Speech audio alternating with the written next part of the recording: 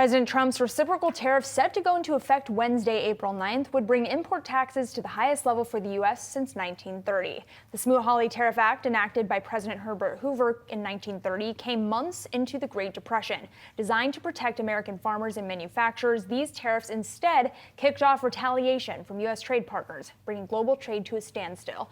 The tariffs were renegotiated under President Franklin Roosevelt in 1934. So far, multiple nations have expressed a desire to negotiate with the U.S. on these tariffs. And according to our next guest, tariffs don't necessarily mean tough economic times ahead.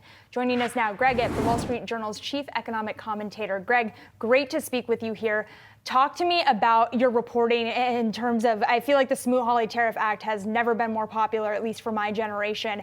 How is that different than the tariffs we're seeing right now in terms of it potentially being an economic indicator of a slowdown to come? Yeah, and Madison, if you haven't seen the movie Ferris Bueller's Day Off, I recommend that you do go see it. And then you would actually be able to answer the question, what is the Smoot-Hawley Tariff Act? For any historian who has looked at the Great Depression, they know that this was a dramatic increase in tariffs passed by the Congress, signed into law by Herbert Hoover in 1930. They know what came after that. There was a collapse in worldwide trade as other countries retaliated, and the United States and the world slid into depression. So pretty grim kind of template for the present, right? In fact, little known fact, Trump's tariffs are actually much higher than the Smoot-Hawley Tariff Act. But but the point I want to make here is it doesn't necessarily mean we have to repeat the 1930s. So it all depends on what comes after. The reason other countries retaliated in the 1930s was because the U.S. was dug in on these tariffs and the entire atmosphere of cooperation disintegrated. If instead we have negotiations and a sense that we can actually dial them back, I think the outcome will also be different.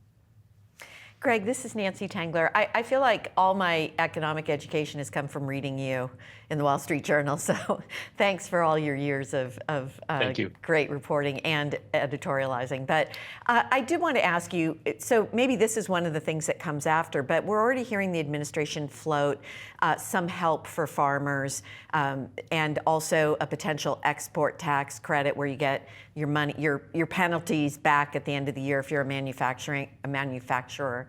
What do you make of that? Do you think those are real policy proposals, and do you think that is one of the things that comes after that may make this more palatable? Those are things, I think you have to frame those as the administration shoring up their base.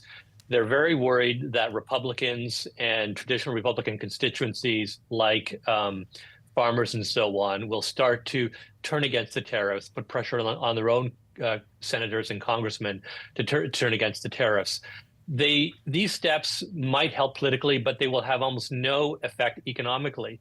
That's because the scale of these tariffs is so enormous. I mean, we're talking about $500 billion a year in added fees, primarily borne by Americans. And that dollar number, Nancy, doesn't do justice to how distorting and damaging they are to the overall structure of the American economy, which has built supply chains and relationships for years around the assumption that the United States would be importing a lot of these products.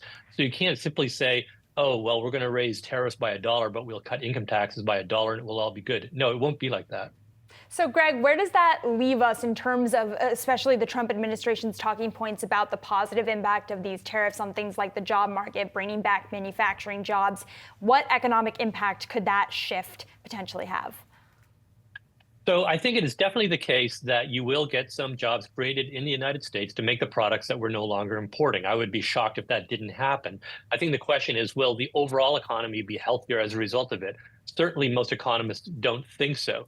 But one of the reasons nobody wants to basically plant a flag and say with a great conviction that the economy will be great or will be terrible is because we're still trying to figure out what Trump's end game is here.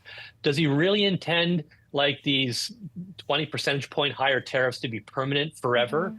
That's a very negative outlook. Mm-hmm. Or does he really intend this to be a starting point to negotiate? Like, talk to me, Japan, talk to me, Israel, talk to me, Mexico, Canada, Europe, and we'll come to some agreement that lowers these tariffs. It's a very different outcome. And that's why I return to my original point.